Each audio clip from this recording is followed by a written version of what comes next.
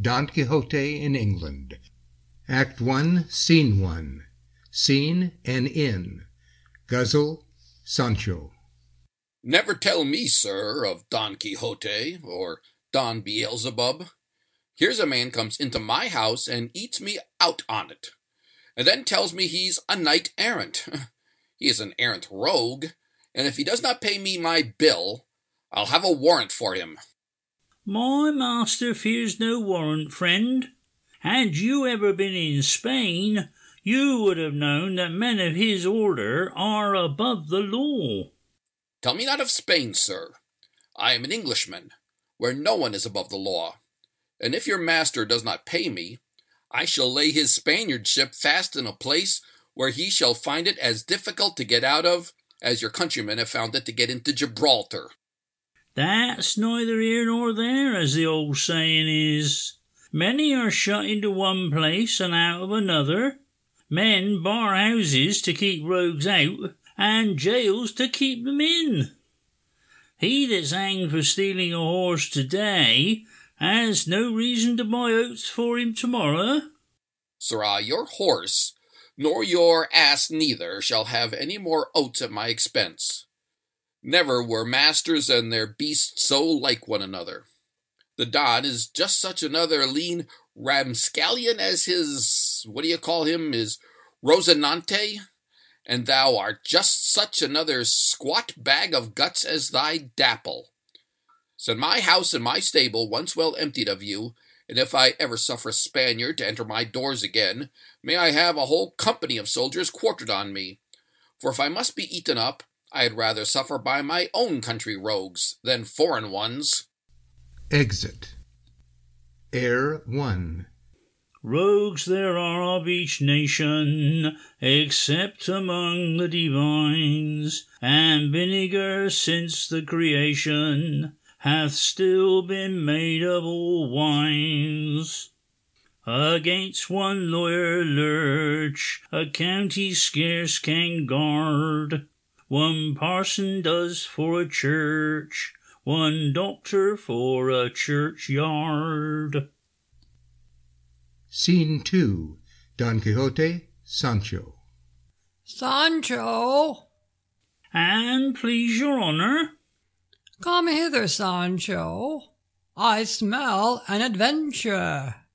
And so do I, and please your worship. The landlord of the house swears bitterly that he will have a warrant against us. What landlord? What house? Wilt thou never be in thy senses? Are we not in a castle? No, marry, we are not, but we are in a fair way to be in one. What dost thou mean, oaf? I mean that I shall see your honour in a jail within these 2 days. Me in a jail? Ah, caitiff! Aye, sir, we are got into a terrible country. A man's quality here can't defend him if he breaks the laws. Then indeed knight-errantry were of no use. But I tell thee, caitiff, jails in all countries are only habitations for the poor, not for men of quality. If a poor fellow robs a man of fashion of 5 shillings, to jail with him. But the man of fashion may plunder 1,000 poor, and stay in his own house. But know, thou base squire of the great Don Quixote de la Mancha, that an adventure now presents itself, not only worthy me, but the united force of all the knights upon earth. Ah, poor Sancho, there's an end to thee. A leg or an arm will not suffice this bout. There is now arrived in this castle one of the most accursed giants that ever infested the earth. He marches at the head of his army, that howl like Turks in an engagement. Oh, lud, this is the country squire at the head of his pack of dogs. What dost thou mutter, varlet?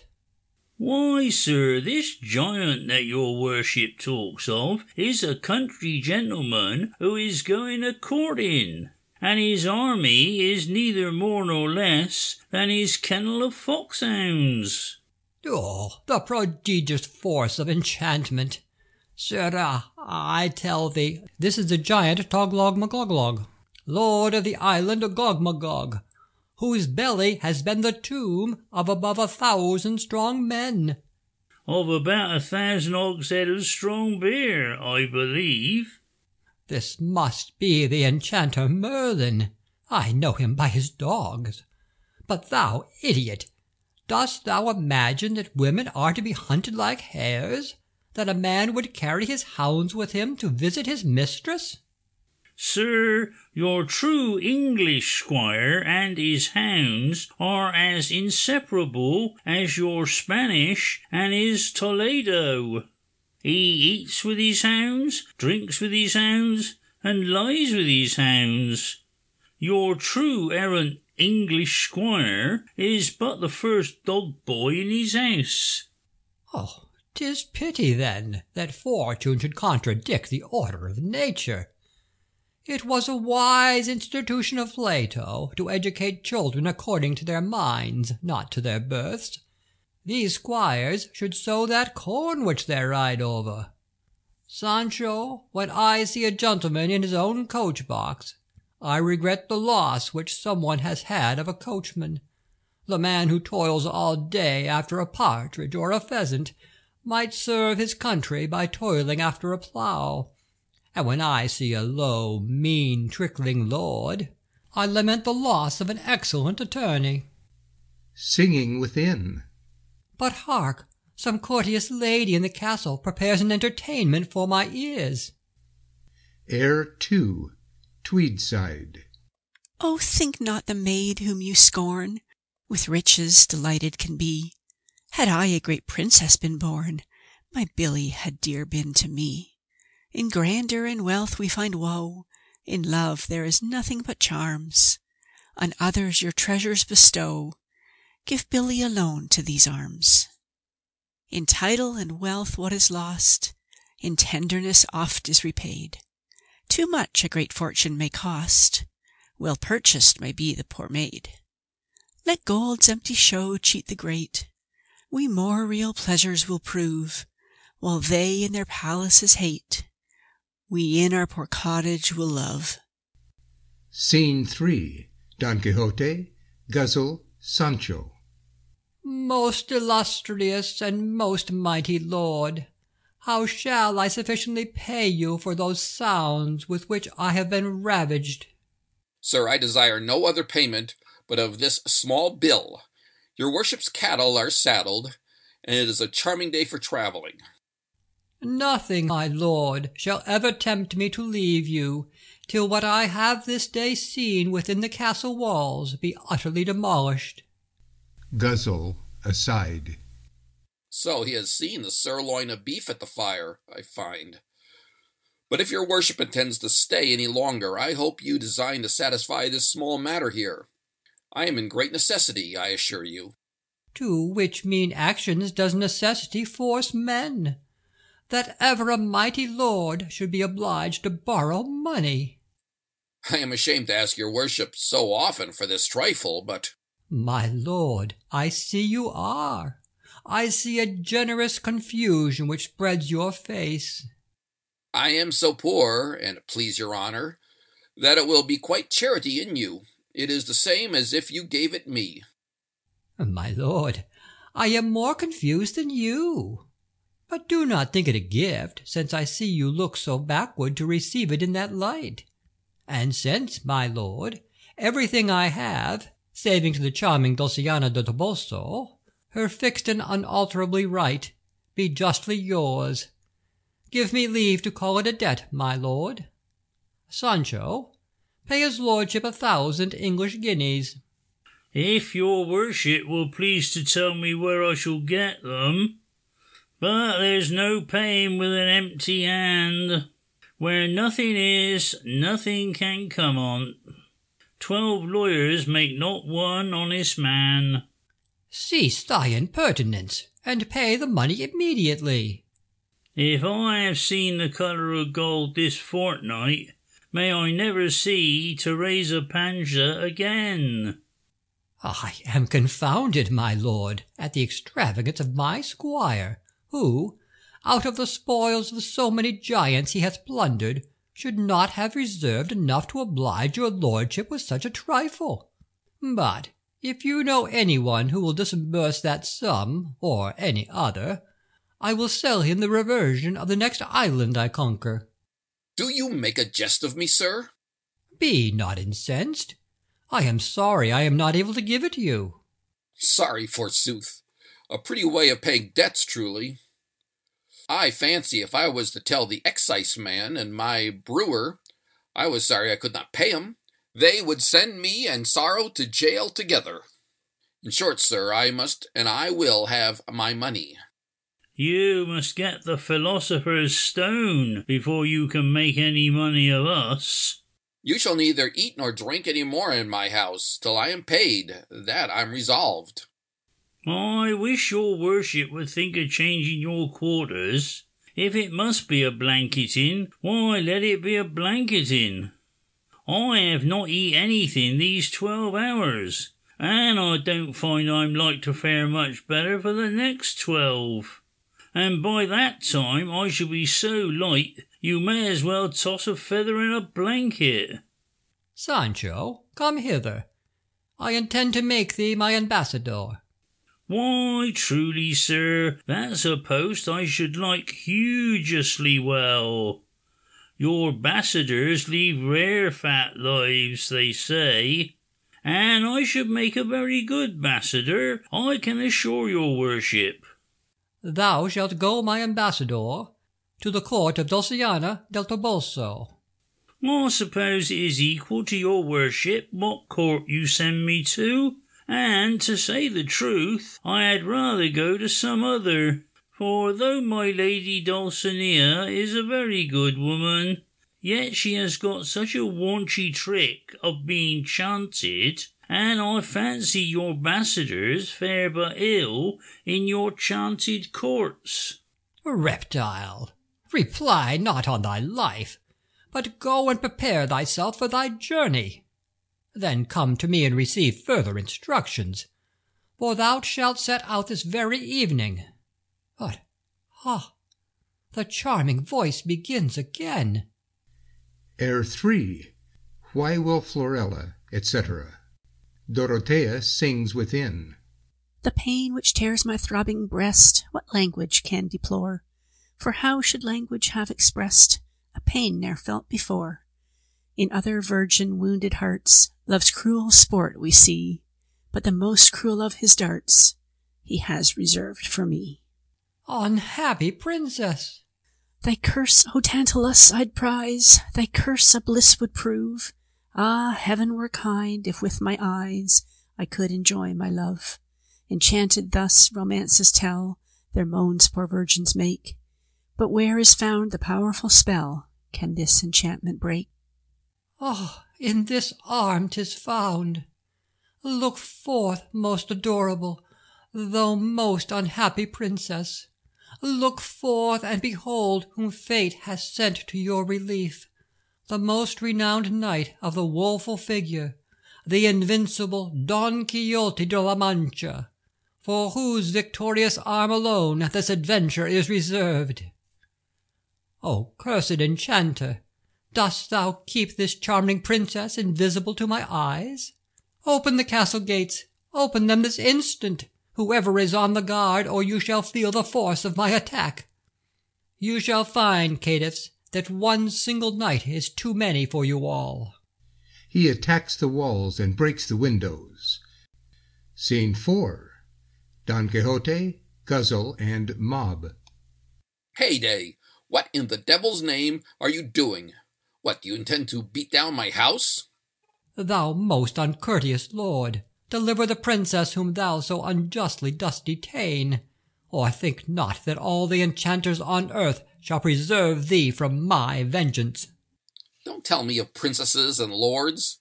I'm no lord, I'm an honest man, and I can tell you, you may be a gentleman, but you don't act like one, to break a poor man's windows in this manner. Deliver the princess, caitiff. Pay me my bill, sir, and go out of my house, or I'll fetch a warrant for you. I'll see whether a man is to have his victuals eat up and drink drank out, and windows broke and his walls shattered, and his guests disturbed for nothing. Ungracious knight, who so often throwest in my teeth that small entertainment which thou art obliged to give men of my heroic profession. I believe indeed your profession does oblige people sometimes to give, whether they will or no. It is too plain, thou wretch, that thou wouldst have me gone. Thou knowest the delivering of this high lady thou dost detain is reserved for me alone. But deliver her this moment with all her attendants, all her plate and jewels which thou hast robbed her of. Hear this, neighbors. I am accused of stealing plates and jewels, when everybody knows I have but 5 dozen of plates, and those I bought and paid for honestly. And as for jewels, the devil of any jewels are there in this house, but 2 bobs that my wife wears in her ears, which were given her by Sir Thomas Loveland at his last election. Cease thy equivocations, and deliver them this instant, or thou shalt find how vainly thou dost trust to all those giants at thy heels. The mob laugh. Do you mock me, caitiffs? Now, thy most incomparable Dulcinea del Toboso, assist thy valiant knight. He drives them off and exit. Scene 5. A chamber. Dorothea, Jezebel. In spite of all my misfortunes, I cannot help laughing at the pleasant adventure of the Knight of the Woeful Figure. Do you think, madam, this is the very same Don, what you call him, whom your father saw in Spain, and of whom he has told us such pure, pleasant stories? The same, it can be no other. Oh, Jezebel, I wish my adventure may end as happily as those of my namesake Dorothea's did. I am sure they are very near as romantic. But have I not reason to blame fair love for suffering me to be here before him? The lover that does not outfly his mistress's desires is slow indeed. And let me tell you, madam, he must be very swift who does. Air 4. Oh, hasten, my lover, dear Cupid. Wing hither the youth I admire. The wretch is too lazy and stupid, who leaves me but time to desire. Let prudes who leave lovers in anguish, themselves in their fonder fits stay, but leave not the virgin to languish, who meets her true lover halfway. Well, I'm a mad girl. Don't you think this husband of mine, that is to be, will have a delightful task to tame me? By what I can see, he's in a pretty fair way to be tamed himself. Scene 6. Sancho, Dorothea, Jezebel. Pray, ladies, which of you is the chanted princess? Or are you both chanted princesses? What is it to you what we are, saucebox? Peace, dear Jezebel. This must be the illustrious Sancho himself. I am the Princess Indocalambria. My master, the Knight of the Woeful Figure, and a woeful figure he makes, sure enough, sends your ladyship his humble service, and hopes that you will not take it amiss that he has not been able to knock all the people in the house on the head. However, he has made it pretty well up in breaking the windows. Your ladyship will lie pure and cool, for the devil a whole pane is there in all your apartment. If the glazier had hired him, he could not have done better.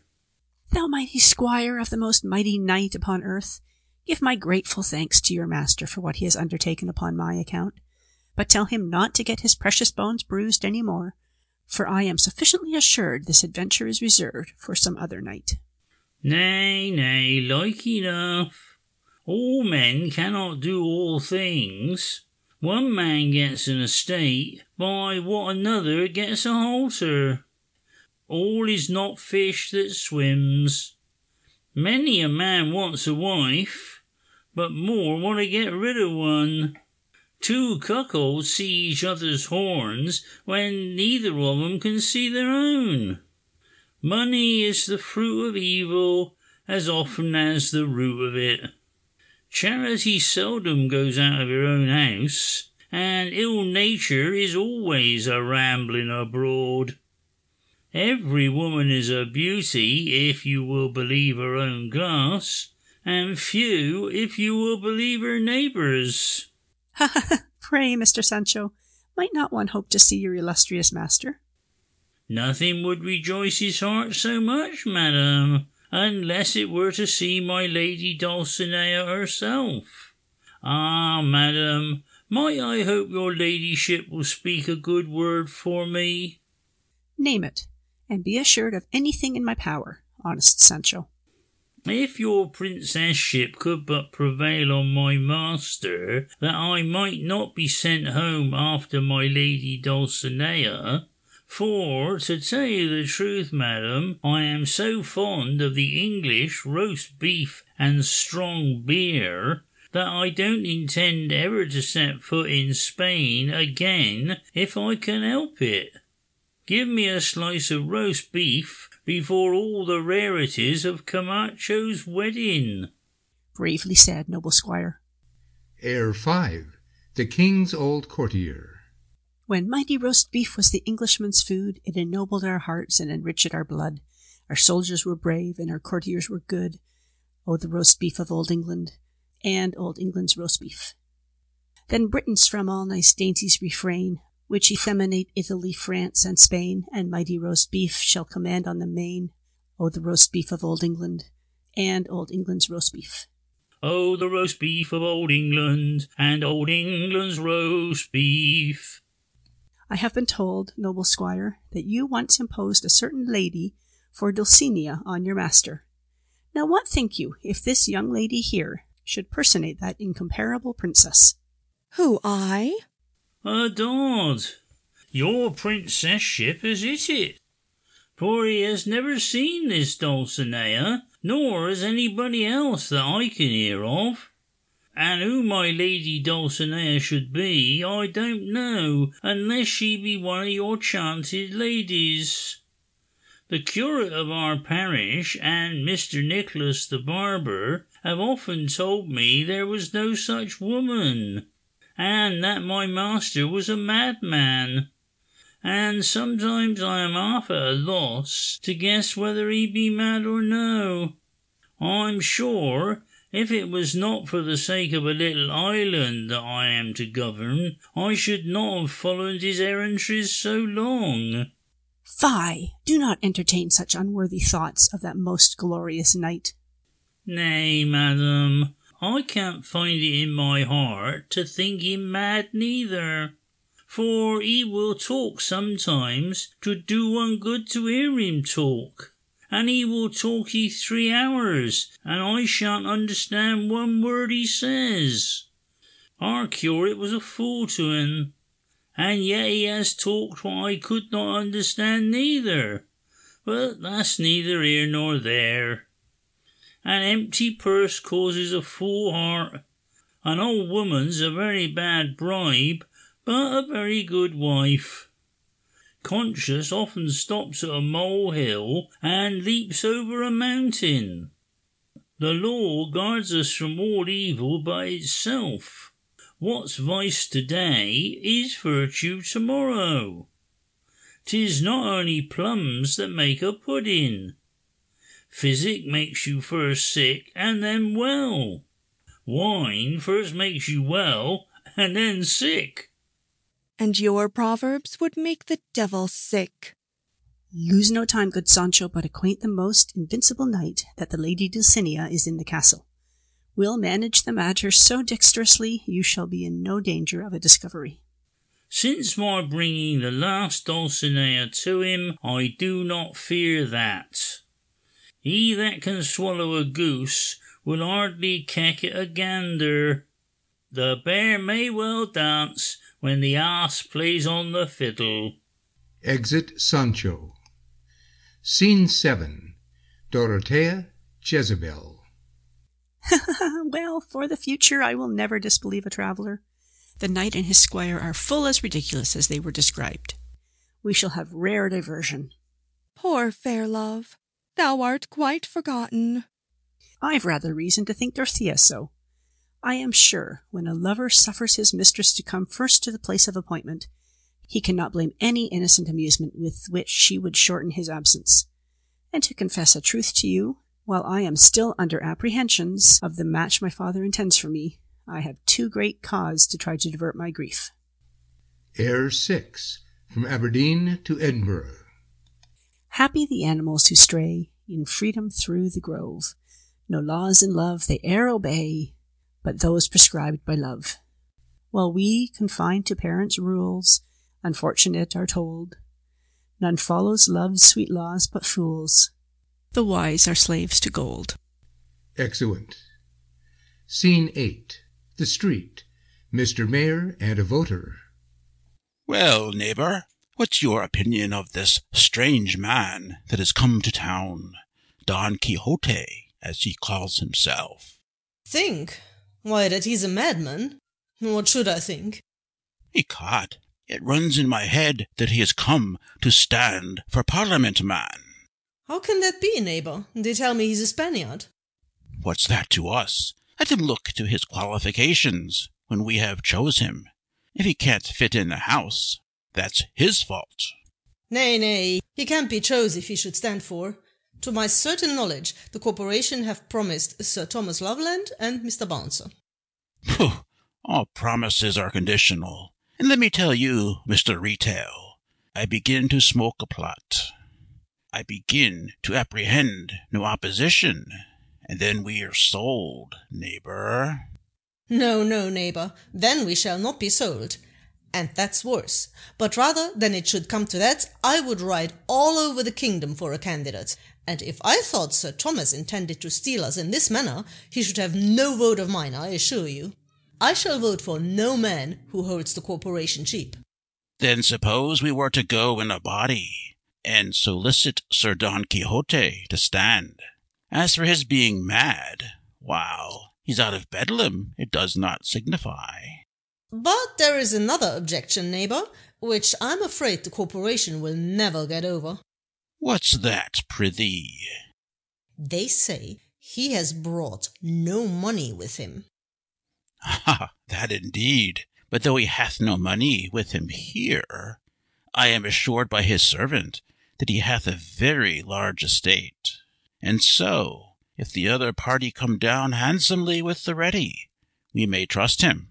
For you know, at last, we have nothing to do but not to choose him, and then we may recover all he owes us.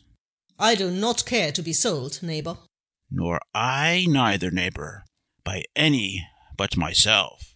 I think that is the privilege of a free Briton. Scene 9, Guzzle, Mayor, Retail. Mr. Mayor, a good morrow to you, sir. Are you for a whet this morning? With all my heart. But what's become of the gentleman, the traveller? He's laid down to sleep, I believe, pretty well tired with work. What the devil to do with him, I can't tell. My neighbour and I have a strange thought come into our heads. You know, Mr. Guzzle, you're like to have no opposition, and that I believe you will feel the want of as much as any man. Now, do you see? We have taken it into consideration whether we should not ask the Sir Don to represent us. With all my heart, if either of you will hang out a sign and entertain him, but he is far enough in my books already. You are too cautious, Master Guzzle. I make no doubt, but he is some very rich man who pretends to be poor in order to get his election the cheaper. He can have no other design in staying among us.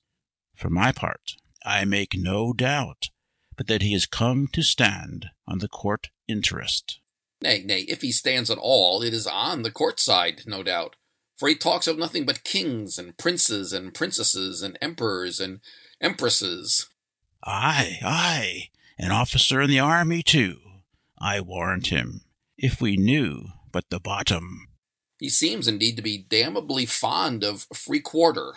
But if you think he intends to offer himself, would it not be wiser to let him? For then, if he spends never so much, we shall not be obliged to choose him. Brother Alderman, I have reproved you already for that way of reasoning. It favours too much of bribery. I like an opposition, because otherwise a man may be obliged to vote against his party. Therefore, when we invite a gentleman to stand, we invite him to spend his money for the honour of his party. And when both parties have spent as much as they are able, every honest man will vote according to his conscience. Mr. Mayor talks like a man of sense and honour, and it does me good to hear him. Aye, Mr. Guzzle, I never gave a vote contrary to my conscience. I have very earnestly recommended the country interest to all my brethren, but before that I recommend the town interest. That is, the interest of this corporation, and first of all I recommended to every particular man to take a particular care of himself, and it is with a certain way of reasoning that he serves me best will serve the town best, and he that serves the town best will serve the country best. See what it is to have been at Oxford. The parson in the parish himself can't out-talk him. Come, landlord, we'll have one bottle, and drink success to the corporation. These times come but seldom, therefore we ought to make the best of them. Come along. Excellent. Act 2, Scene 1. Scene, a chamber in the inn. Don Quixote, Sancho. Thou hast by this time fully perceived, Sancho, the extreme difficulties and dangers of knight-errantry. Aye, and of squire-errantry too, an't please your worship. But virtue is its own reward. Your worship may have a relish for these rewards, perhaps, but to speak truly, I am a poor plain man, and know nothing of these fine things, and for any reward I have hitherto got, I had much rather have gone without it.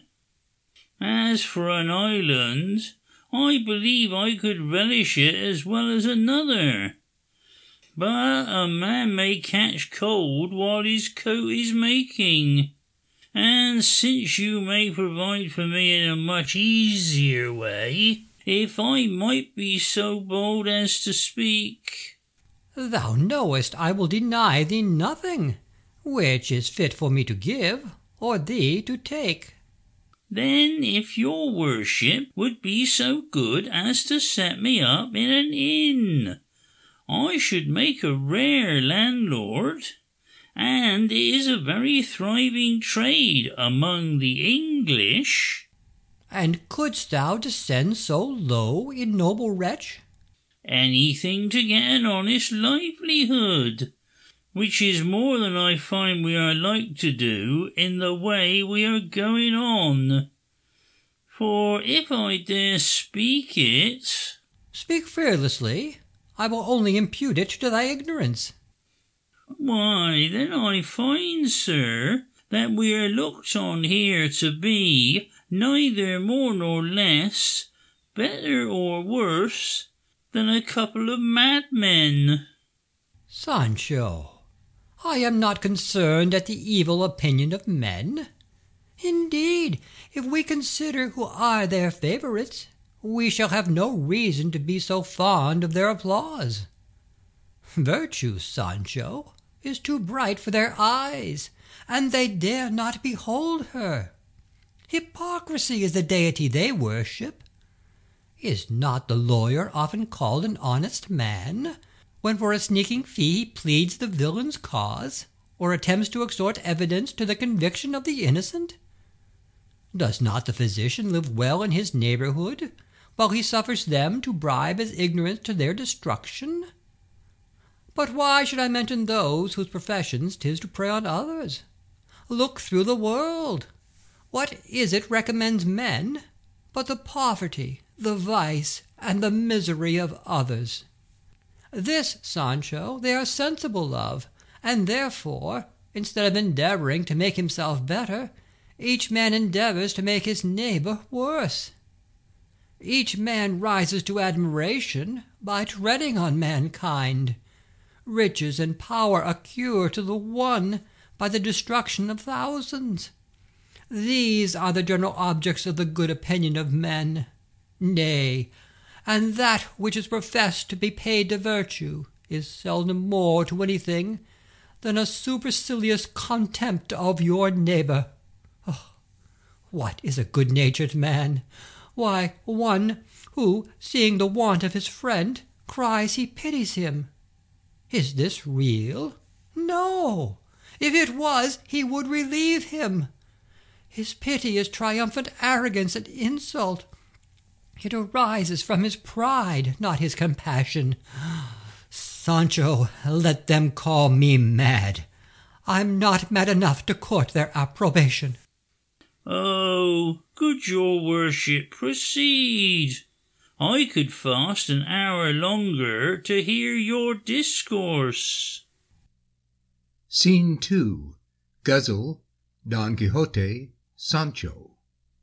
And it please your honour, the mayor of the town is come to wait on you.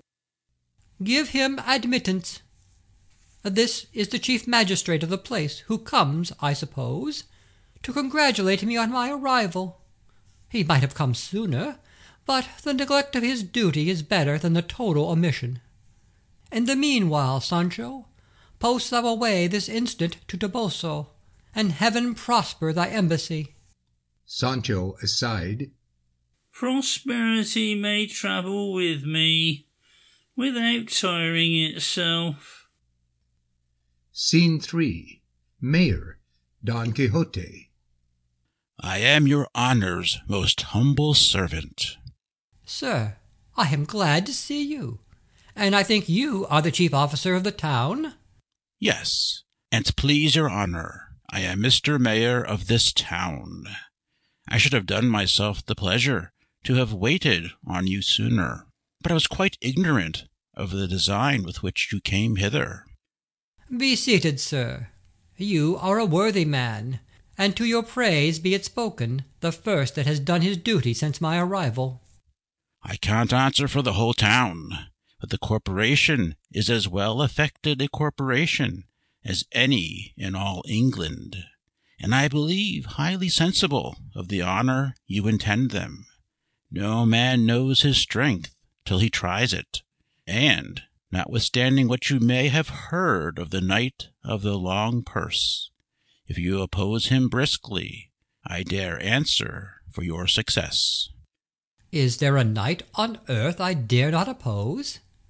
Though he had as many hands as Briareus, as many eyes as Argus, I should not fear him.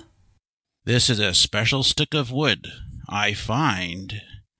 Aside. A benefit ticket, adod. I see the reason of your apprehension. You have heard of my ill success in my last adventure.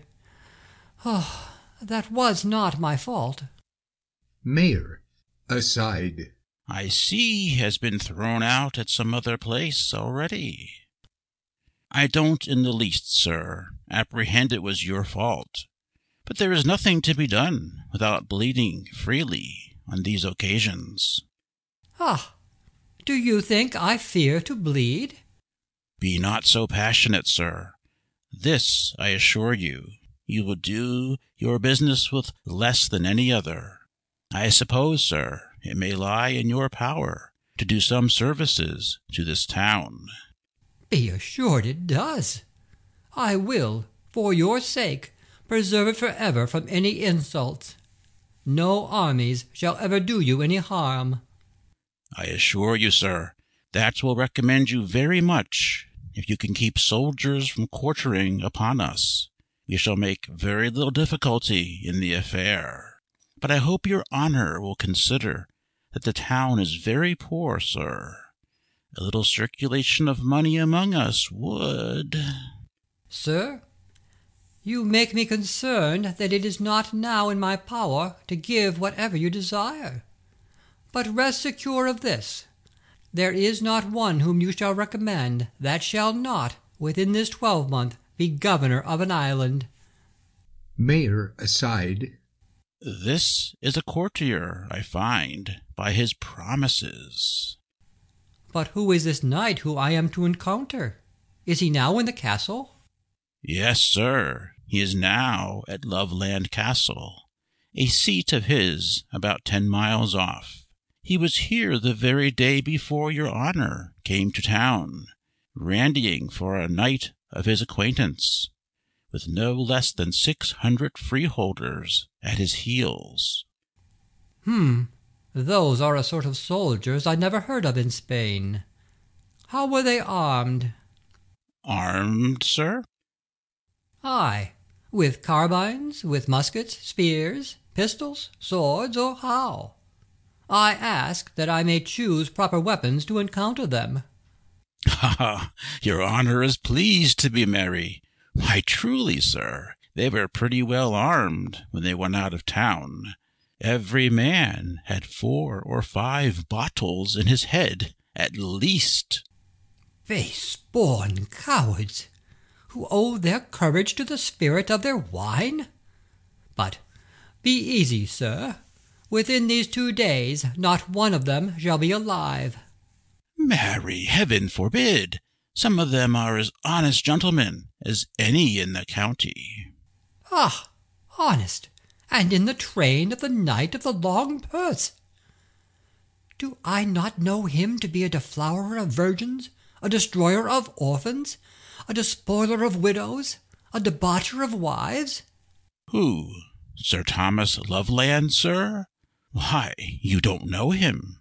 He's as good-natured, civil a gentleman as a man may say. Why, then, do you petition me against him? Nay, sir, for that matter, let him be as civil as he pleases. One man's money is as good as another's. You seem to be a civil gentleman, too, and if you stand against him, I don't know which would carry it. But this I believe, you guess already, that he who spends most would not have the least chance. Ah, caitiff, dost thou think I would condescend to be the patron of a place so mercenary? If my services cannot procure me the election, dost thou think my money should make me their knight? What should I get by undertaking the protection of this city and castle but dangers, difficulties, toils, and enchantments? Hence from my sight, or by the peerless Dulciana's eyes, thy blood shall pay the affront thou hast given my honour. Oh, was it for this that I was chosen in full senate the patron of La Mancha? Gods, to what will mankind degenerate, where not only the vile necessaries of life, but even honours, which should be the reward of virtue only, are to be bought with money?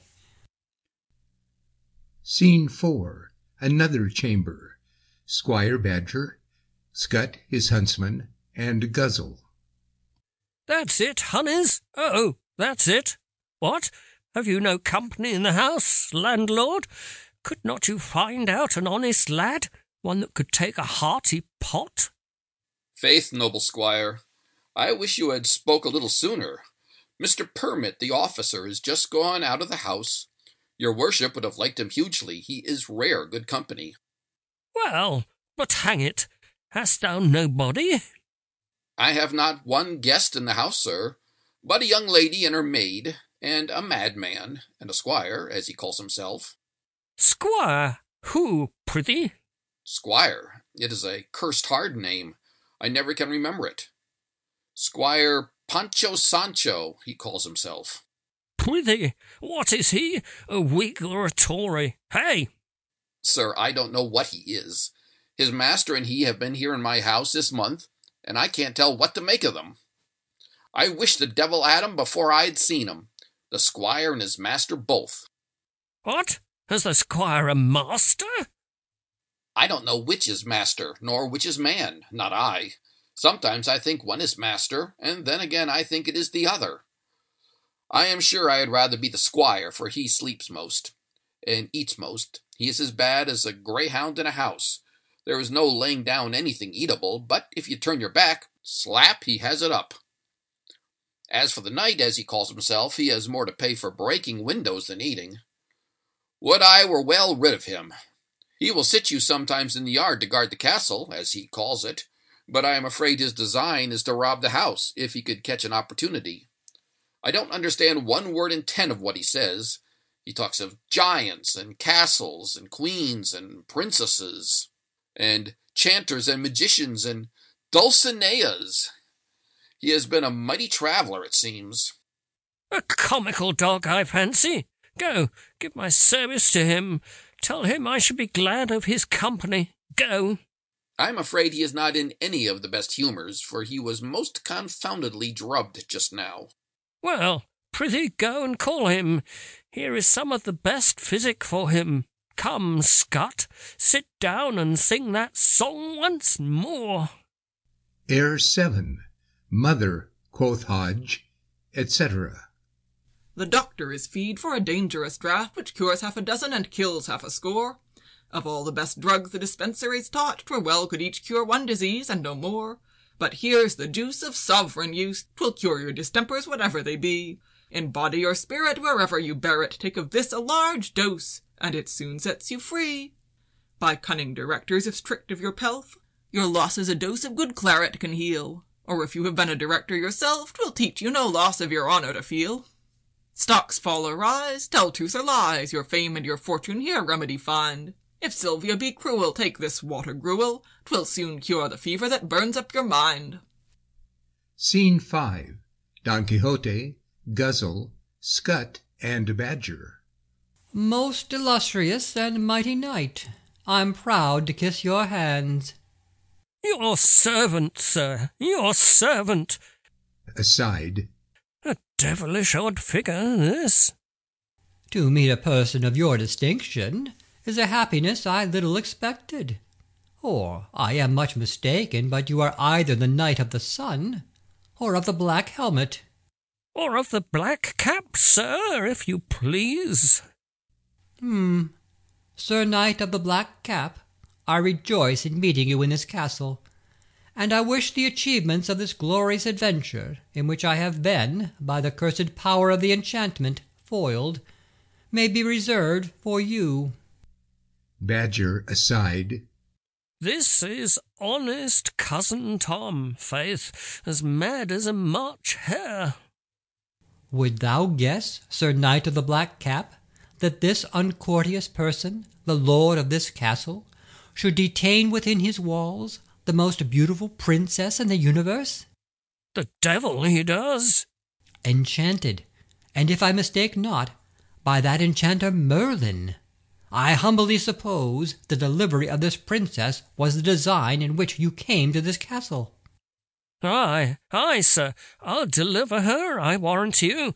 But, come, sir, pray, sir, may I crave the honour of your name? I am known, sir, in chivalry, by the name of the Knight of the Woeful Figure. Sir Knight of the Woeful Figure, will you please to sit down? Come, sir, here's to you. Landlord, draw your chair. How long, Sir Knight of the Woeful Figure, have you been in these parts? It is not, Sir Knight of the Black Cap, the business of a knight-errant to number time, like the inferior part of mankind, by the days which he lives, but by the actions he performs. Perhaps you may have sojourned longer here than I. Are there many knights in this kingdom? Oh, numberless. There are your knights and baronites and knights of the post, and then there are your blue knights and your red knights and your green knights. Well, may this kingdom be said to be happy, when so many knights conspire for its safety. Come, let us be merry. We'll have a hunting song, Sir Knight. I should be glad to see you at my country seat. Come, Scot, sing away. Air 8. There was a jovial beggar, etc. The dusky night rides down the sky and ushers in the morn. The hounds all join in glorious cry, the huntsman winds his horn, and a-hunting we will go. The wife around her husband throws her arms and begs his stay. My dear, it rains and hails and snows, you will not hunt today, but a-hunting we will go. A brushing fox in yonder wood secure to find we seek, for why I carried sounded good a cartload there last week, and a-hunting we will go. Away he goes, he flies the rout, their steeds all spur and switch, some are thrown in, and some thrown out, and some thrown in the ditch, but a-hunting we will go. At length his strength to faintness worn, poor Reynard ceases flight. Then hungry homeward we return, to feast away the night, then a-drinking we will go. Ha, ha, ha! Sir Knight of the woeful figure, this is the life, sir, of most of our knights in England. Hunting is a manly exercise, and therefore a proper recreation. But it is the business of a knight-errant to rid the world of other sorts of animals than foxes. Here is my dear Dorothea to you, the most beautiful woman in the world. Ah, caitiff! Dost thou dare say that in my presence, forgetting that the peerless Dulciana yet lives? Confess thy fault this instant, and own her inferior to Dulciana, or I will make thee a dreadful example to all future knights who shall dare dispute the incomparableness of that divine lady. Throw by your spit, sir, throw by your spit, and I don't fear you. Spud, I'll beat your lanthorn jaws into your throat, you rascal. Squire Badger offers to strike Don Quixote. Oh, that this fellow were at the devil! Dear squire, let him alone. Ah, I have discovered thee, impostor. Thanks, most incomparable lady, that hast not suffered thy knight to pollute his hands with the base blood of that impostor squire. Scene 6. Don Quixote, Sancho, Squire Badger. Oh, sir, I have been seeking your honour. I have such news to tell you. Sancho, uncase this instant, and handle that squire as he deserves. My lady Dulcinea, sir, has been abused, has been injured, by the slanderous tongue of that squire. But, sir... If thou expected to live a moment, answer me not a word till that caitiff hath felt thy fist. Nay, sir, with all my heart, as far as a cuff or two goes. I hate your squire-errants that carry arms about them. I'll box you, first one hand, second with both. Sirrah, I am able to beat a dozen of you, if I don't lam thee. They both strip. Maybe not, brother squire, maybe not. Threatened folks live long, high words break no bones. Many walk into a battle, and are carried out on't. 1 ounce of heart is better than many stone of flesh. Dead men pay no surgeons. Safer to dance after a fiddle than a drum, though not so honourable. A wise man would be a soldier in time of peace, and a parson in time of war. Scene 7. Mrs. Guzzle, Squire Badger, Sancho. What in the devil's name is the matter with you? Get you and your master out of my house for a couple of pickpockets as you are. Sir, I hope your worship will not be angry with us. Stand away, landlord, stand away, if I don't lick him. Come along out into the yard and let me have fair play, and I don't fear you. I don't fear you. Get you out, you rascal. Get you out, or I'll be the death of you. I'll teach you to fight with your betters, you villain, you. I'll curry you, sirrah. Scene 8. Fairlove, Squire Badger. I am sorry to see a gentleman insulted, sir. What was the occasion of this fray? I hope you are no knight-errant, sir? Sir! I say, sir, I hope you are no knight-errant, sir? You are merry, sir. Ay, sir, and you would have been merry too, had you seen such a sight as I have. Here is a fellow in this inn that outdoes all the shows I ever saw. He was going to knock my brains out for drinking my mistress's health. Perhaps he is your rival, sir. Odd! That's like enough, now I think on't. Who knows but this may be the son of a whore, fair love, whom I have been told on? Ha! As sure as a gun, this is he, Odds Bodykins, Mrs. Dorothea. You have a very strange sort of taste, I could tell you that. Do you travel towards London, sir? Because I shall be glad of your company. No, sir, I have not above 15 short miles to go, and quite across the country. Perhaps you are going to Sir Thomas Loveland's. Do you know Sir Thomas, then, sir? Very intimately well, sir. Give me your hand, sir. You are an honest cock, I'll warrant you.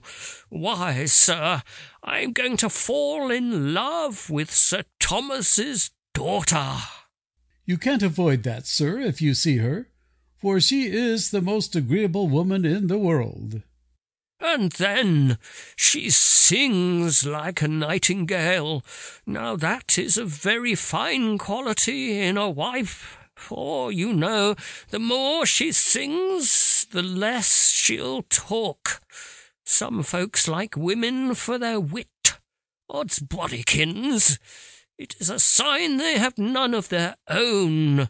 There is nothing a man of good sense dreads so much in a wife as her having more sense than himself. Air 9, Lillibulero. Like gold to a miser, the wit of a lass, more trouble than joy to a husband may bring. That fault's in the miser, and not in the mass. He knows not to use so precious a thing. Wit teaches how to arm your brow, a price for that treasure some husbands have paid. But wit will conceal it, and if you don't feel it, a horn's but a pimple, scarce seen on your head. Scene 9. Fairlove, Squire Badger, John. Sir, sir. Well, what now? John whispers. How? Here? I saw her, sir, upon my honour. Fairlove aside. I am the happiest of mankind. Brother traveller, farewell. What? Shan't we drink together? Another time, sir. I am in a little haste at present. Aside. Hark ye, John, I leave you with my rival. I need say no more.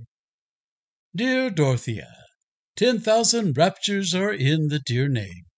Exit. Scene 10. John, Squire Badger, Don Quixote. Hark ye, mister, what is your master's name, pray? Master, sir? I say, your master's name. What do you see in me that should make you ask me my master's name? I suppose you would take it very ill of me if I were to ask you what your master's name is. Do I look so little like a gentleman as to stand in need of a master? Oh, sir, I ask your pardon. Your dress, sir, was the occasion of my mistake. Probable enough. Among you country gentlemen, and really in town, gentlemen and footmen dress so like one another that it is somewhat difficult to know which is which. Maybe, sir, then, you are only an acquaintance of this gentleman's. A travelling acquaintance. May I crave his name, sir? Oh, sir, his name, sir, is Sir Gregory Nebuchadnezzar. He is a very rich Jew, an Italian by birth, born in the city of Cork.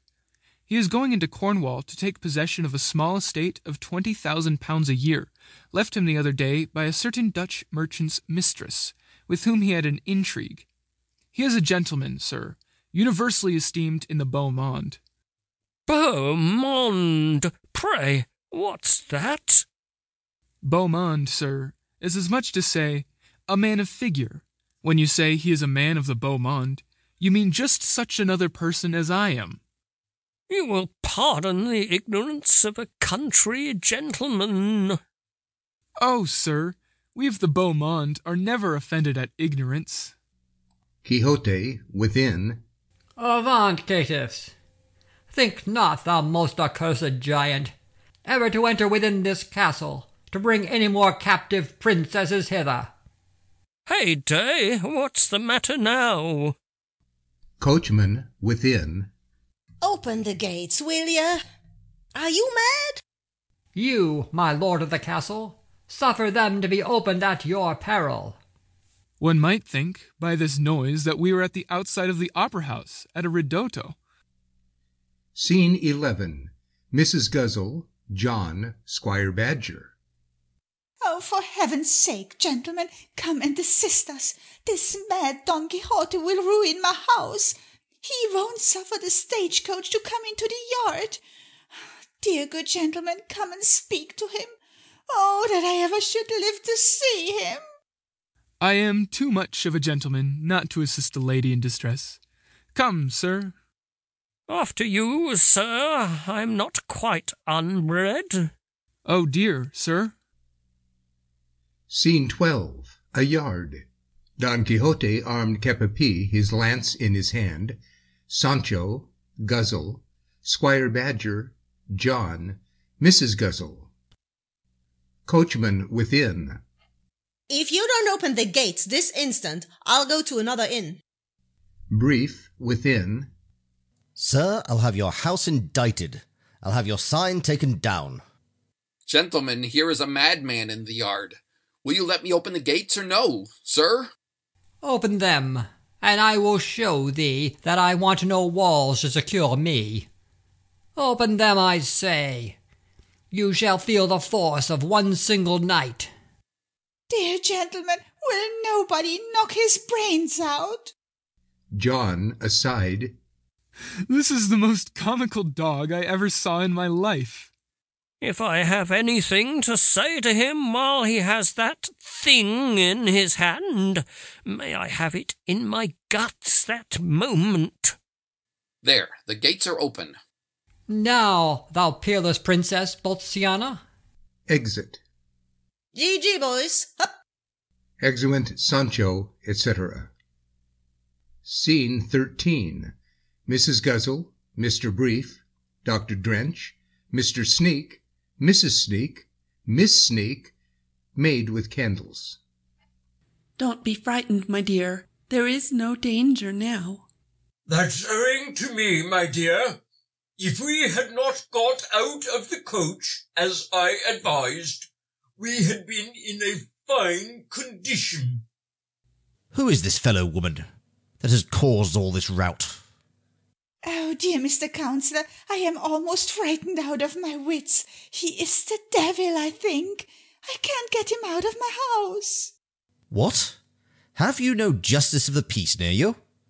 You should apply to a justice of the peace. The law provides a very good remedy for these sort of people. I'll take your affair into my hands.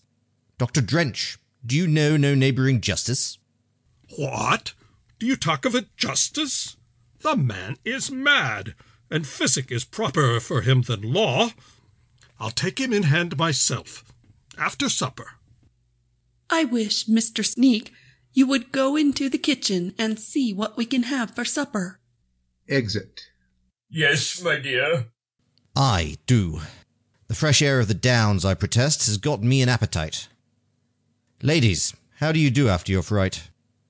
Doctor, I fancy a dram of that cordial you carry in your pocket would do the ladies no harm. Oh, you are a merry man, Mr. Counselor. Come, child. This way, ladies. Extrawent Women.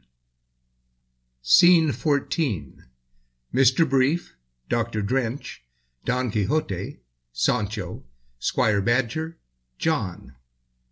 Huzzah! Hark! Hark! Agad, he has routed the coach and horses bravely. My landlord and the coachman won't overtake them one while, I warrant. Most illustrious and high lords, it is with great pleasure that I congratulate you on your delivery, which you owe only to the peerless Dulciana. I desire therefore no other return, but that you both repair immediately to Toboso, and render yourselves at her feet. Poor man, poor man. He must be put to bed. I shall apply some proper remedies. His frenzy is very high, but I hope we will be able to take it off. His frenzy? His roguery? The fellow's a rogue. He is no more mad than I am. And the coachman and landlord both have very good actions at law against him. Sancho, do you attend those princes to the richest and most beautiful apartments. Most illustrious princess, the governor of this castle is an enchanter, but be not alarmed at it, for all the powers of hell shall not hurt you. I will myself keep on the guard all this night for your safety, and tomorrow I expect you set forward for Toboso. Galen calls this frenzy the Phrenabricum. My Lord Coke brings these people into the number of common cheats. I shall order him bleeding, glistering, vomiting, purging, blistering, and cupping. He may, besides an action of assault and battery, be indicted in the crown. He may also have an action of damages and trespasses laid on him. In short, if he be worth £5,000, I don't question but to action him out on't. Come, doctor, if you please. We will attend to the ladies. Extrawent. Why, Mr. Quixote, do you know who these people were you called princes? One of them I take to be the Prince of Sarmatia, and the other of the 5 Mountains. One of them is a lawyer, and t'other a physician. Monstrous enchantment! What odd shapes this Merlin transforms the greatest people into! But knight-errantry will be too hard for him at last. Exit. A comical dog. If you will accept of 1 bottle of stout, brother traveller, it is at your service. With all my heart, sir. I'm afraid this fellow has no good champagne in his house. Exeunt. Hey, is the coast cleared? Where in the devil's name has this mad master of mine disposed himself? For mad he is now, that's certain. This last adventure has put it past all manner of disputes. Ah, poor Sancho, what will become of thee? Would it not be the wisest way to look out for some new master while thou hast any old bones in thy skin? And yet I can't find in my heart to forsake the old one, at least till I have got this small island, and then perhaps, when I have it, I shall lose it again, as I did my former government. Well, if ever I do lay my fingers on an island more, I'll act like other wise governors, fall to plundering as fast as I can, and when I've made my fortune, why, let them turn me out if they will. Air 10, Black Joke.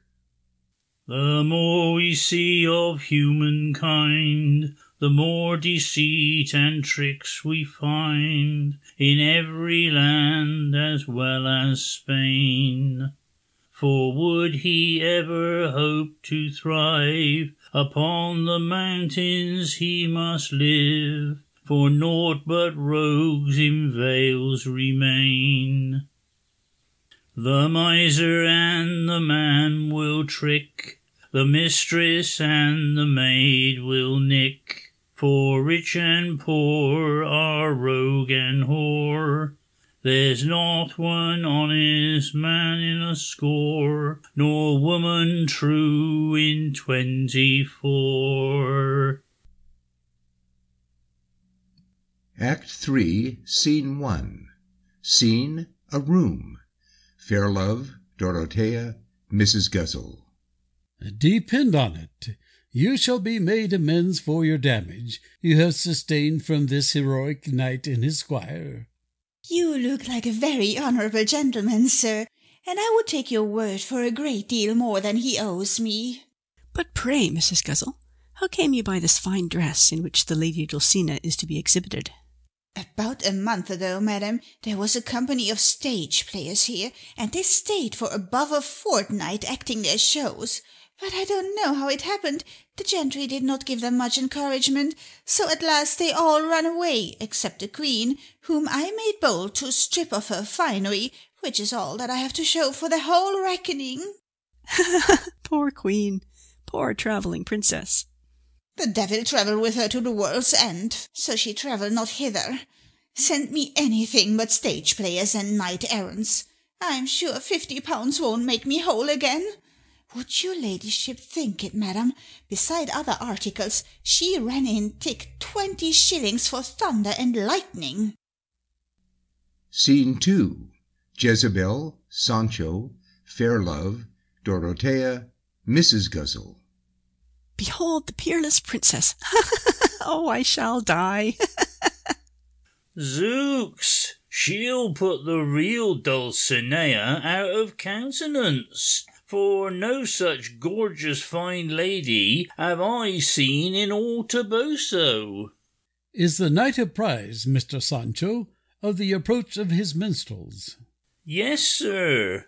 It had like to have cost me dear, I'm sure. For when I told him of it, he gave me such a hug that I thought I should never have fetched breath any more in this world. I believe he took me for the Lady Dulcinea herself. But why booted and spurred, Mr. Sancho? Are you going on a journey? Yes, madam. Your ladyship knows I was ordered to go for my Lady Dulcinea. So what does me eye but right into the kitchen, where I whipped and spurred about a sirloin of roast beef for a full half-hour. Then slap I returned to my master, whom I found leaning upon his spear, with his eyes lifted up to the stars, calling out upon my Toboso lady, as if the devil were in his guts. As soon as he sees me, Sancho, says he, with a voice like a great gun, wilt thou never have sufficiently stuffed thy wallet? Wilt thou never set out for Toboso? Heavens bless your honour's worship, and keep you in your senses, says I. I am just returned from thence. I am sure if you felt half the weariness in your bones that I do, you'd think you set out with a vengeance. Truly then, Sancho, you must have travelled by chantment. I don't know whether I travelled by chantment, but this I know, that about 5 miles off I met my Lady Dulcinea. How, says he, and gives such a spring, I thought he would have leapt over the wall. I, says I, sure I know her ladyship. He that has stood in the pillory ought to know what wood it is made of. And a woman who walks the streets ought to know whether they are paved or no. I hope he won't offer to be rude. Your ladyship need not fear that. I dare swear he loves your ladyship so much he would not take £100 to come within a yard of you. He's one of your high-bred sort of gentry, and knows his distance. Should he offer to touch me, I should faint. If your ladyship pleases, I'll convey you to a proper place where you may see my master, and then I'll go and prepare him a little more for your arrival. I'll go see this show, I'm resolved. And faith, I begin to doubt which of my guests is the maddest. Scene 3. Fairlove, Dorothea. Shall we follow to the window and see the sport? How can my Dorothea think of trifling at this time? Had I found you at my first arrival, I should scarce have invented this design. But I cannot see any retardment 'twill be to our purpose. Why should we not fly away this instant? Who knows but you may be pursued? I shall have no easy moment till you are mine beyond any possibility of losing you. The morning will be time enough, for I have taken such measures I shall not be missed till then. Besides, I think there was something so lucky in your coming hither without having received my letter, that I cannot suspect the happy success of our affair. Ah, fair love, would I were as sure it would be always in your will, as it will be in your power, to make me happy. But when I reflect on your former life, when I think what a rover you have been, have I not a just occasion then for fear? Unkind Dorothea. Air 11. Have you heard of a frolicsome ditty, etc.? Would fortune the truth to discover, of him you suspect as a rover, bid me to some princess a lover, no princess would Billy pursue. Would heaven but grant me the trial, a monarch should meet my denial, and while other lovers I'd fly all, I'd fly, my dear Billy, to you. Whole ages my dolly enjoying is a feast that could never be cloying. With thee while I'm kissing and toying, kind fortune can give me no more. With thee I'm so blessed beyond measure, I laugh at all offers of treasure, I laugh at all offers of pleasure. Thou art all my joy and my store. With thee I'm so blessed beyond measure, I laugh at all offers of treasure. I laugh at all offers of pleasure. Thou art all my joy and my store. Scene 4. Servants with lights before Sir Thomas and Guzzle. Landlord, how fares it? You seem to drive a humming trade here. Pretty well, considering the hardness of the times, and please your honour. Better times are a-coming. A new election is not far off. Aye, sir, if we had but an election once a year, a man might make a shift to pick up a livelihood. Once a year? Why, thou unconscionable rogue! The kingdom would not be able to supply us with malt. But prithee, whom hast thou in thy house? Any honest fellows? Ha! Here's Lawyer Brief, sir, and Dr. Drench, and there's Mr. Sneak and his wife. Then there's one Squire Badger of Somersetshire. Oh-ho! Give my service to him instantly. Tell him I should be very glad to see him. Yes, and please your honour. Exit.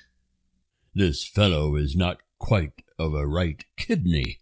The dog is not found at the bottom. However, I must keep well with him till after the next election. Now for my son-in-law, that is to be, whom I long mightily to see. I'm sure his estate makes him a very advantageous match for my daughter, if she can but like his person, and if he be described right to me, I don't see how she can fail of doing that. Scene 5. Sir Thomas, Squire Badger, Guzzle, John. Here's the squire, and it please your honour. Mr. Badger, I'm your most humble servant. You're welcome into this country. I've done myself the honour, sir, to meet you thus far in order to conduct you to my daughter. I suppose, sir, you may be Sir Thomas Loveland. At your service, sir. Then I wish, when you had been about it, you had brought your daughter along with you. You are merry, sir. Aye, sir, and you would have been merry if you'd been in such company as I have been in. My lord, Spud, where's my lord? Spud, Sir Thomas, my lord Slang is one of the merriest men you ever knew in your life. He has been telling me a parcel of such stories. I protest, sir, you are so extremely well bred you put me out of countenance. Sir Thomas, I am your most obedient humble servant. I suppose this lord can't afford to keep a footman, and so he wears his own livery. I wish, my lord, you would tell Sir Thomas the story about you and the Duchess of, what do you call her? Odds heart! It is one of the pleasantest stories about how she met him in the dark at a masquerade, and about how she gave him a letter, and then about how he carried her to a bagno. To a bagno. Aye, to a bagno. But, if I was not partly engaged in honour to court your daughter, I'd go to London along with my lord, where women are, it seems, as plenty as rabbits in a warren. Had I known as much of the world before as I do now, I believe I should scarce have thought of marrying. Who'd marry when my lord says here a man may have your great sort of ladies only for wearing a broidered coat, telling half a dozen lies, and making a bow? I believe, sir, my daughter won't force ye against your inclination. Force me? No, I believe not, ecod. I should be glad to see a woman that should force me. If you come to that, sir, I'm not afraid of you, nor your daughter neither. Sir Thomas aside. This fellow's a great fool, but his estate must not be lost. You misunderstand me, sir. I believe you will have no incivility to complain of from either me or my daughter. Nay, sir, for that matter, when people are civil to me, I know how to be civil to them again. Come, father-in-law of mine that is to be, what say you to a cherishing cup, and you shall hear some of my lord's stories. As far as 1 bottle, squire, but you must not exceed. Nay, nay, thou may e'en sneak off when you please. My lord and I here are very good company by ourselves. Pray, my lord, go first. I'd have you think I have got some manners. Excellent. A very hopeful spark, this. But he has a great estate, and I have no notion of refusing an estate, let the man be what he will. Scene 6. The Yard. Don Quixote, Sancho. How far dost thou think the advanced guards are yet from the castle? Sir? But perhaps she may choose to travel incognita, and may, for the greater expedition, have left those cursed useless heavy troops, her horse guards, to follow a month or two hence. How many coaches didst thou number? Truly, sir, they were so many I could not number them. I dare swear there were a good round baker's dozen at least. Sancho, thou wilt never leave debasing the greatest things in thy vile phrases. Wilt thou eternally put my patience to the test?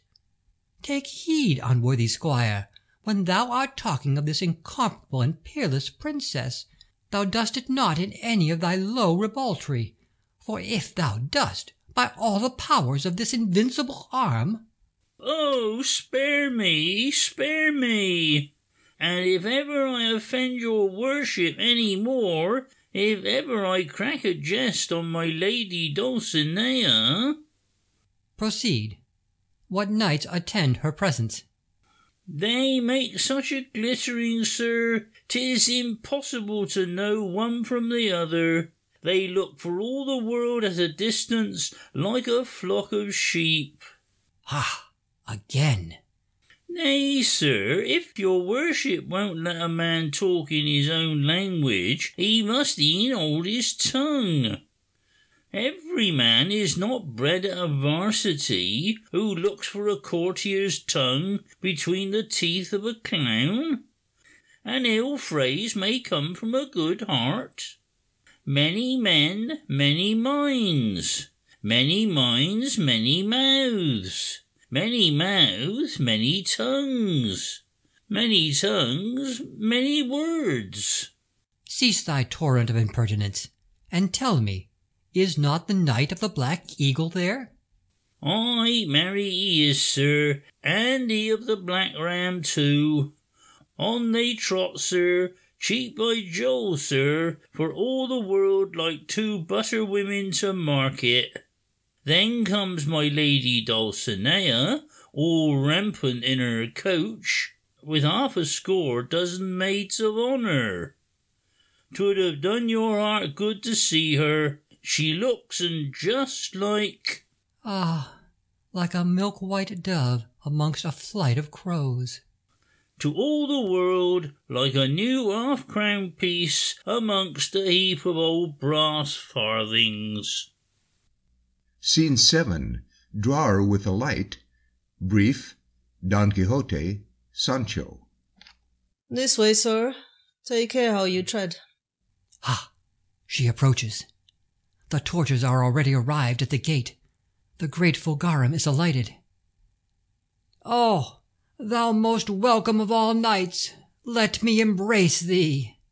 "Let me alone, prithee, fellow, or shall I have you laid by the heels? What, do you mean to rob me, eh?" "Is it possible the mightyful Goran should not know me?" "Know ye? 'Tis not to your advantage I believe to be known.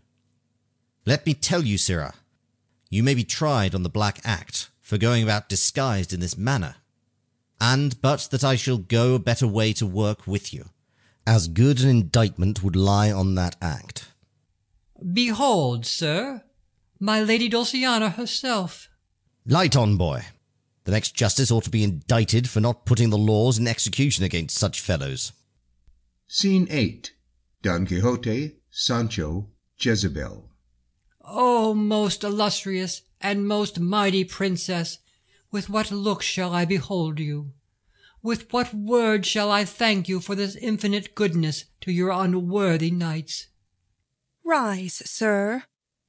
"Do not overwhelm me with too much goodness. Though to see you be inexpressible happiness, yet to see you here gives me some uneasiness. For, O most adorable princess, this castle is enchanted. Giants and captive ladies inhabit only here." "Could I but be assured of your constancy, I should have no fear. But alas, there are so many instances of perjured men." Air 12. Cold and raw, etc. A virgin once was walking along in the sweet month of July, blooming, beautiful, and young. She met with a swain unruly. Within his arms the nymph he caught, and swore he'd love her truly. The maid remembered, the man forgot, what passed in the month of July. Eternal curses light on all such perjured wretches.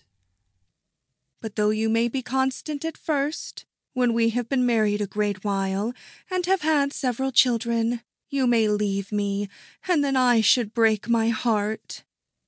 Rather may the universal frame of nature be dissolved. Perish first all honesty, honour, virtue, nay, knight-errantry itself. that quintessence of all. Could I always remain young as I am now, but alack-a-day, I shall grow old, and then you will forsake me for some younger maiden. I know it is the way of all you men. You all love young flesh. You all sing. Air 13, Gimignani's Minuet. Sweet's the little maid that has not learned her trade, fears yet languishes to be taught. Though she's shy and coy, still she'll give you joy when she's once to compliance brought. Women full of skill sooner grant your will, but often purchased are good for naught. Sweet's the little maid. Oh, most divine princess, whose voice is infinitely sweeter than the nightingale. Oh, charm my ears no more with such transporting melody, lest I find my joy too exquisite for sense to bear. Scene 9. Don Quixote, Sancho, Fair Love, Dorotea, Jezebel. Pity, illustrious knight, oh, pity an unhappy princess, who has no hopes of safety but from your victorious arm. This instant I am pursued by a mighty giant. Oh, most adorable Dulciana, unless some affair of your own forbid, permit your knight to undertake this adventure. You can't oblige me more. Nor me less. Oh, the devil take all giant adventures. Now I shall have my bones broke. I'd give an arm or two to secure the rest with all my heart. I'll e'en sneak off if I can, and preserve the whole. Sancho, come here. Stand thou in the front, and receive the first onset of the enemy, that so I may wait a proper opportunity, while the giant is aiming at thy head, to strike off his. Ah, sir, I have been a squire erranting to some purpose truly, if I don't know better than to stand before my master. Besides, sir, every man in his way. I am the worst man in the world at the beginning of a battle, but a very devil at the end of it. Scene 10. John, Fair Love, Don Quixote, Dorotea, Jezebel. Oh, sir, undone, ruined. Sir Thomas himself is in the inn. You are discovered, and here he comes with 150 people to fetch away Madame Dorothy. We know it, we know it. And were he to bring as many thousand, I'd show him one single knight may be too many for them all. 10,000 thanks, great knight. By heavens, I'll die by your side before I'll lose her. Now, thou most adorable Princess Dulciana del Toboso, now shine with all thy influence upon me. Sir Thomas within. Where is my daughter, villains? Where is my daughter? O thou cursed giant Terquilagumbe, too well I know thy voice. Have at thee, caitiff. Dear Jezebel, I'm frightened out of my wits. My father, Mr. or Fairlove will be destroyed. I am resolved. I'll rush into the middle of them, and with my own danger put an end to the fray. Do so, and in the meantime I'll into the closet and put an end to a small bottle I have there. I protest I'm horribly frightened myself. Scene 11. Sancho, Solus. There they are at it, pell-mell. Who will be knocked on the head, I know not. I think I'm pretty sure it won't be Sancho. I have made a shift to escape this bout, but I shall never get out of this cursed fighting country again as safe as I came into it. I shall leave some pounds of poor Sancho behind me. If this be the effect of English beef and pudding, would I were in Spain again. I begin to think this house or castle is chanted. Nay, I fancy the devil lives in it, for we have had nothing but battles since we have been here. My bones are not the bones they were a fortnight ago, nor are they in the same places. As to my skin, the rainbow is a fool to it for colours. It is like... What is it like? Quixote is like nothing but my master's. Well, master of mine, if you do get the day, you deserve it. I'll say that for you. And if you are well drubbed, why, you deserve that too. What had we to do with the princess and be hanged to her? Besides, I verily believe she's no more a princess than I am.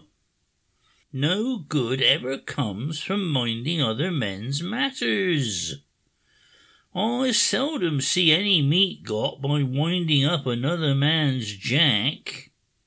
I'll e'en take this opportunity, and while all the rest are knocking one another on the head, I'll go into the pantry and stuff both guts and wallet as long as they'll hold. Scene 12. Sir Thomas, Dorothea. See, ungracious girl, see what your cursed inclinations have occasioned. I'm sure they are the cause of my misery. If Fairlove be destroyed, I never shall enjoy a moment's quiet more. Perhaps it were better for him if he were. I shall handle him in such a manner that the rest of his life shall not be much worth wishing for. Thus on my knees, sir, I entreat you by all the tenderness you ever professed to me, by all the joy you have so often said I gave you, by all the pain I now endure, do not attempt to injure Fairlove. You can inflict no punishment on him, but I must feel much more than half. Is it not enough to pull me, tear me bleeding from his heart? Is it not enough to rob my eyes of what they love more than light, or than themselves? Hinder me from all those scenes of bliss I'd painted to myself. Oh, hear me, sir, or kill me, and do not make this life you gave a curse. Away, you're no child of mine. Would you keep me from him, try to make him happy? That thought would be some comfort in his absence. I might perhaps bear to be no partaker of his happiness, but not so of his sufferings. Were he in a palace, you might keep me wretched alone, but were he in a prison, not all the powers on earth should keep me from him. Scene 13. Guzzle, Mrs. Guzzle, Constable, Don Quixote, Fairlove, John. We have made a shift, an it please your worship, to secure this mad fellow at last. But he has done us more mischief than ever it will be in his power to make us reparation for. Our house is ruined forever. There's not one whole window in it. The stage-coachman swears he'll never bring a company to it again. There's Miss Sneak above in fits, and Mr. Sneak, poor man, is crying, and Madam Sneak, she's a-swearing and stamping like a dragoon. Mr. Fairlove, you shall answer for this. As for that poor fellow there, I suppose you have hired him. Hark, fellow, what did this gentleman give you to do all this mischief? Oh, it is your time now, and you may use it. I perceive this adventure is not reserved for me. Therefore I must submit to the enchantment. Do you banter me, you rascal? Poor wretch!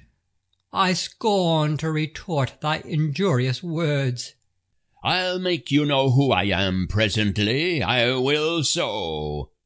Dost thou then think I know thee not to be the giant Tergilacombo?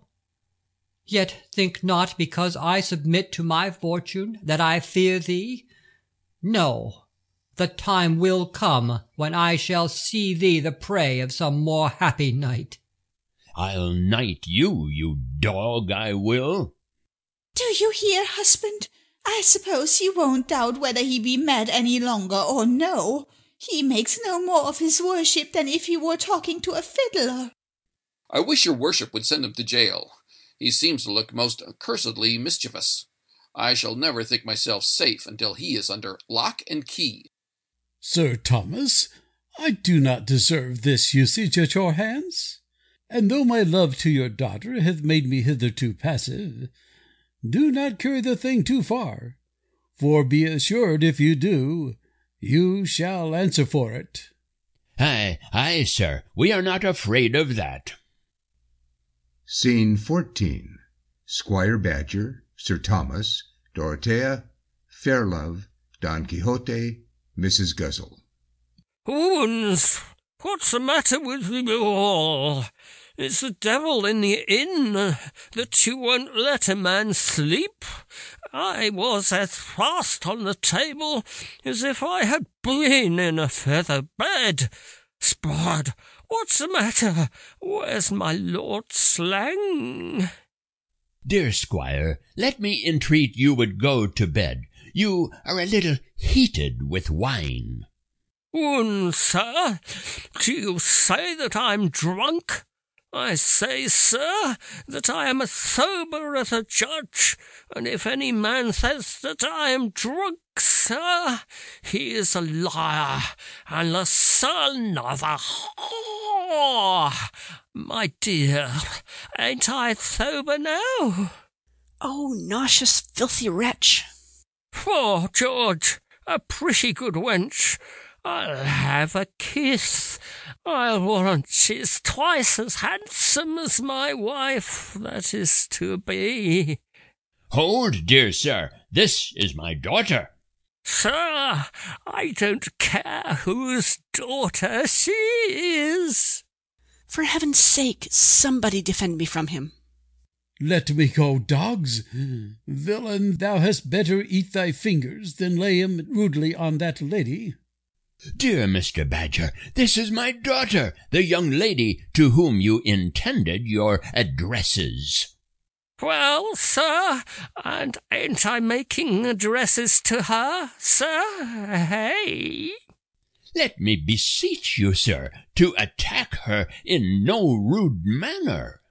Prithee, dost thou know who I am? I fancy if thou didst know who I was, thou wouldst not talk to me so. If thou dost any more, I shall lend thee a knock. Come, madam, since I have promised to marry you, since I can't be off with honour, as they say, why, the sooner it's done, the better.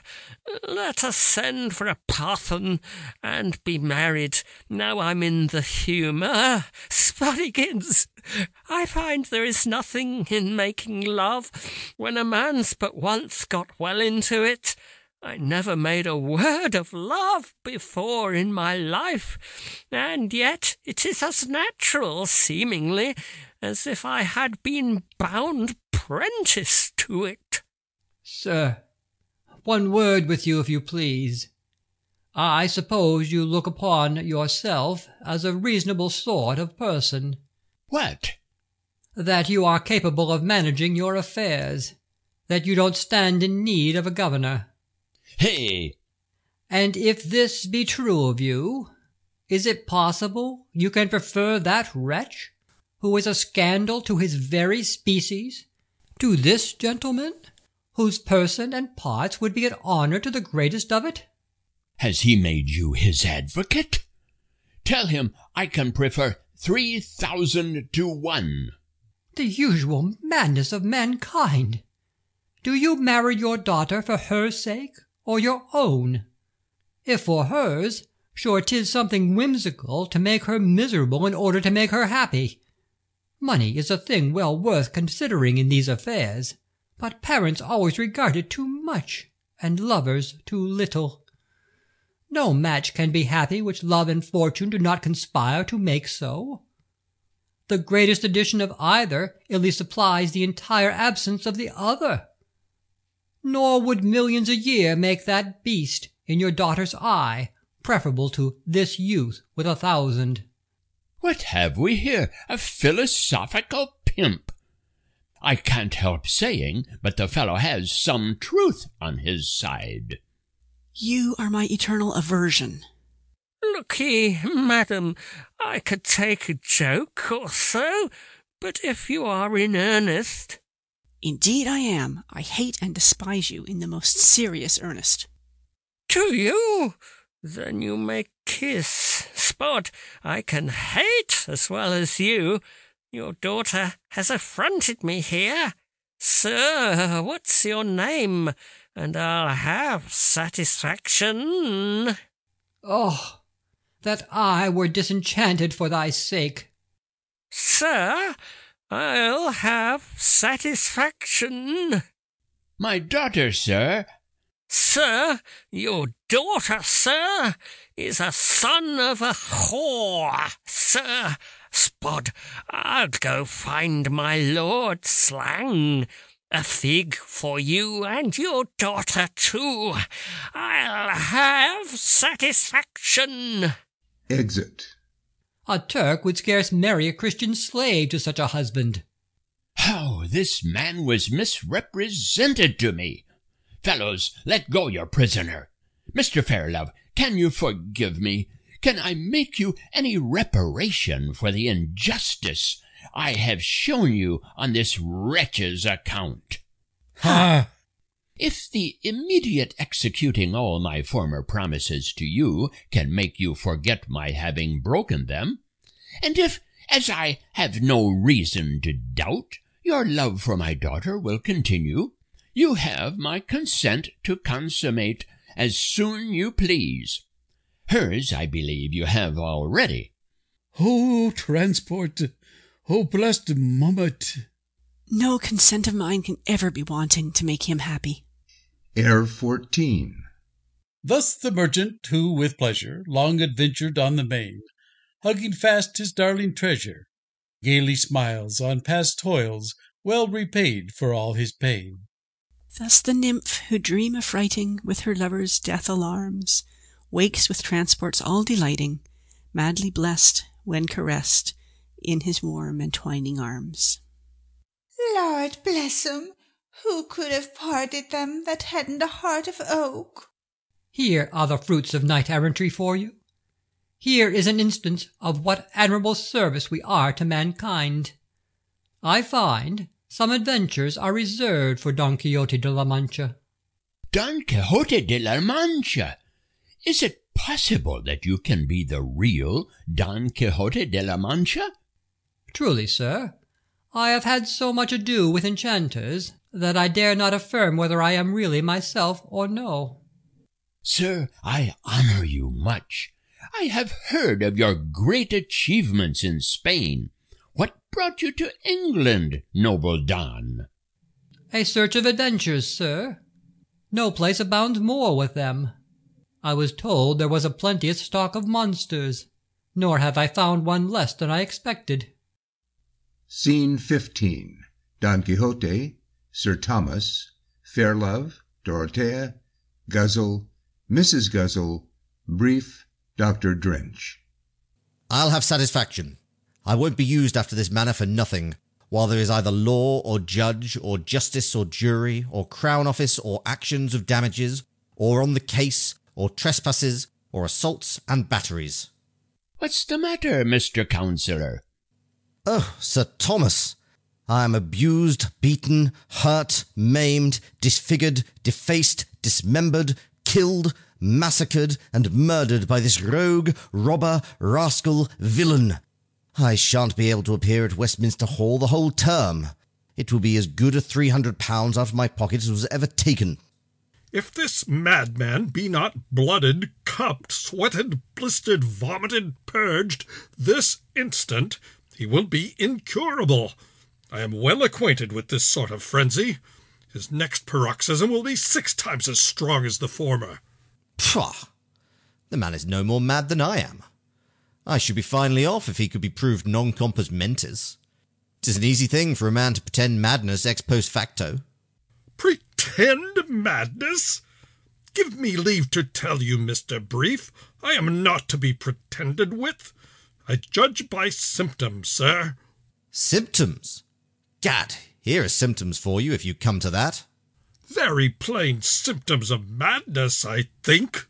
Very fine indeed. Very fine doctrine. Very fine indeed. A man's beating of another is a proof of madness, so that if a man be indicted, he has nothing to do but to plead non compos mentis, and he's acquitted of course. So there's an end of all actions of assaults and battery at once. Scene 16. Sir Thomas, Cook, Don Quixote, Sancho, Fairlove, Dr. Drench, servants hailing in Sancho. Heyday, what's the matter now? Bring him along. Bring him along. Ah, master, no wonder you've complained so long of missing your victuals. For all the time you were out in the yard, this rogue has been stuffing his guts in the pantry. Nay, he has not only done that, but everything he could not eat, he's crammed into that great sack there which he calls a wallet. Thou scandal to the name of squire! Wilt thou eternally bring shame on thy master by these little pilfering tricks? Nay, nay, you have no reason to talk, good master of mine. The receiver's as bad as the thief. And you have been glad, let me tell you, after some of your adventures, to see the inside of the wallet as well as I. What a pox are these your errantry tricks to leave your friends in the lurch? Slave, caitiff. Dear knight, be not angry with the trusty Sancho. You know, by the laws of knight-errantry, stuffing the wallet has still been the privilege of the squire. If this gentleman be a knight-errant, I wish he would make me his squire. I'm pacified. Landlord, be easy. Whatever you may have suffered by Mr. Sancho, or his illustrious master, I'll see you paid. If you will honour my house, noble knight, and be present at my daughter's wedding with this gentleman, we will do the best in our power for your entertainment. Sir, I accept your offer, and unless any immediate adventure of moment should intervene, will attend you. Oh, rare Sancho, this is brave news, i'faith. Give me your wedding adventures. The devil take all the rest. Sure, St. Thomas, you will not take a madman home with you to your house. I have heard thee, thou ignorant wretch. Throw that word in my face with patience. For alas, could it be proved, what were it more than almost all mankind in some degrees deserve? Who would doubt the noisy, boisterous squire, who was here just now, to be mad? Must not this noble knight here have been mad, to think of marrying his daughter to such a wretch? You, doctor, are mad too, though not so mad as your patients. The lawyer here is mad, or he would not have gone into a scuffle, when it is the business of men of his profession to set other men by the ears and keep clear themselves. I don't know whether this night, by and by, may not prove us all to be more mad than himself. Perhaps, Sir Thomas, that is no such difficult point. Air 15. Country Bumpkin. All mankind are mad, 'tis plain.